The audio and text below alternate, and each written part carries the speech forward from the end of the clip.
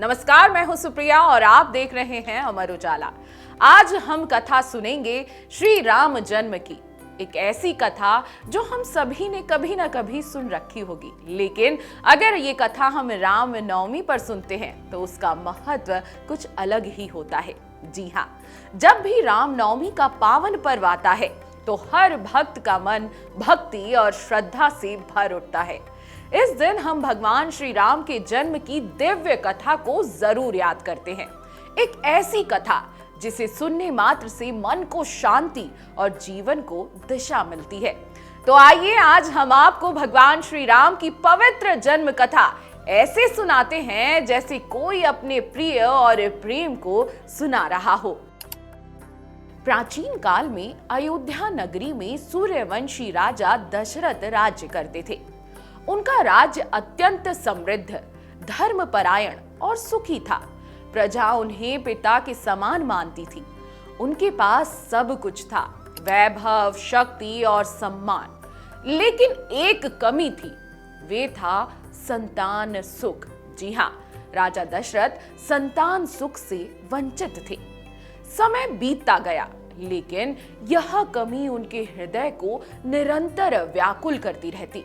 अंततः उन्होंने अपने कुलगुरु वशिष्ठ जी से परामर्श मांगी। महर्षि वशिष्ठ के निर्देश पर राजा दशरथ ने महान ऋषि श्रृंग को आमंत्रित किया और उनके मार्गदर्शन में पुत्रष्टि यज्ञ करने का निश्चय किया। यह यज्ञ अत्यंत भव्य और दिव्य था। देश विदेश से ऋषि, मुनि, ब्राह्मण और विद्वान इस यज्ञ में सम्मिलित हुए। जब यज्ञ पूर्ण हुआ तब अग्नि से एक दिव्य पुरुष प्रकट हुआ। उन्होंने राजा दशरथ को एक स्वर्ण पात्र में भरी हुई दिव्य खीर यानी कि पायस प्रदान की और कहा, हे राजन, इसे अपनी रानियों को खिला दो, तुम्हें अवश्य ही दिव्य पुत्रों की प्राप्ति होगी। राजा दशरथ अत्यंत प्रसन्न हुए और उस खीर को अपनी तीनों रानियों महारानी कौशल्या, महारानी केकई, महारानी सुमित्रा में बांट दिया।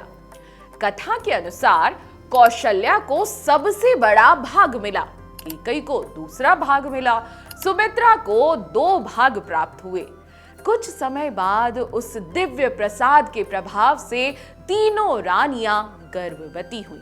फिर वह शुभ घड़ी आई, चैत्र मास के शुक्ल पक्ष की नवमी तिथि, पुनर्वसु नक्षत्र और मध्याह्न का समय। जब ग्रह नक्षत्र अत्यंत शुभ स्थिति में थे, तभी महारानी कौशल्या के गर्भ से एक तेजस्वी बालक का जन्म हुआ। उनका स्वरूप अद्भुत था, तेजस्वी, दिव्य आभा से युक्त, चारों ओर प्रकाश फैलाने वाला। यह बालक कोई साधारण नहीं था, वह स्वयं मर्यादा पुरुषोत्तम भगवान श्री राम थे।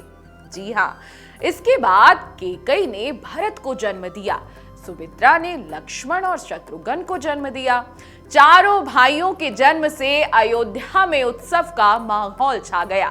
पूरी अयोध्या नगरी आनंद में डूब गई।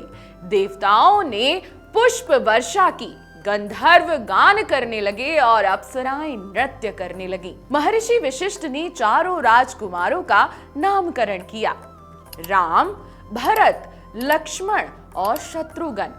श्री राम बचपन से ही असाधारण थे।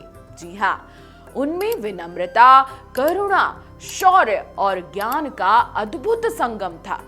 जैसे जैसे श्री राम बड़े होते गए, उनका तेज, उनका ज्ञान और उनका विनम्र स्वभाव सभी को आकर्षित करने लगा। वे केवल एक राजकुमार ही नहीं, बल्कि आदर्श पुत्र, आदर्श भाई और आदर्श शिष्य थे। लक्ष्मण सदा उनके साथ रहते, जैसे उनकी छाया हो। वहीं भरत और शत्रुघ्न भी प्रेम और समर्पण के प्रतीक थे। चारों भाइयों का आपसी प्रेम देखकर स्वयं महाराज दशरथ का हृदय गर्व से भर उठता था। पुराणों में वर्णन मिलता है कि श्री राम धर्म की स्थापना के लिए अवतरित हुए थे, अधर्म और राक्षसी शक्तियों का नाश करने आए थे, आदर्श जीवन का मार्ग दिखाने आए थे। उन्हें मर्यादा पुरुषोत्तम कहा जाता था, क्योंकि उन्होंने जीवन के हर रिश्ते को आदर्श पूर्वक निभाया। आदर्श पुत्र, आदर्श भाई, आदर्श पति, आदर्श राजा। गोस्वामी तुलसीदास ने श्री राम को ईश्वर का स्वरूप मानकर उनकी महिमा का वर्णन किया। वहीं महर्षि वाल्मीकि ने उन्हें एक आदर्श मनुष्य के रूप में प्रस्तुत किया। यही श्री राम की सबसे बड़ी विशेषता है। वे भगवान भी हैं और इंसान के लिए आदर्श भी। यही कारण है कि श्री राम दोनों रूपों में पूजे जाते हैं, ईश्वर के रूप में और जीवन के आदर्श के रूप में भी। यही है श्री राम जी की पवित्र जन्म कथा, जिसे रामनवमी के दिन श्रद्धा से सुनने और पढ़ने से जीवन में सुख, शांति और मनचाहा आशीर्वाद प्राप्त होता है। श्री राम हमें सिखाते हैं धर्म का पालन करना, सत्य के मार्ग पर चलना, अपने कर्तव्यों को निभाना, हर परिस्थिति में संयम रखना। अगर कोई व्यक्ति इन आदर्शों को अपने जीवन में उतार ले तो उसका जीवन स्वयं ही सफल और सुखमय बन जाता है। आपको अब इस कथा को सुनने के बाद इस वीडियो को ज्यादा से ज्यादा शेयर करना है, ताकि सभी लोग श्री राम जन्म की भव्य कथा को समझ सकें, सुन सकें और श्री राम की शक्तियों को जान सकें। आप सभी को राम जन्मोत्सव की हार्दिक शुभकामनाएं। अगर आप ये वीडियो YouTube पर देख रहे हैं तो हमारे चैनल को सब्सक्राइब कर बेल आइकन दबाएं और Facebook पर देख रहे हैं तो हमारे पेज को लाइक करें।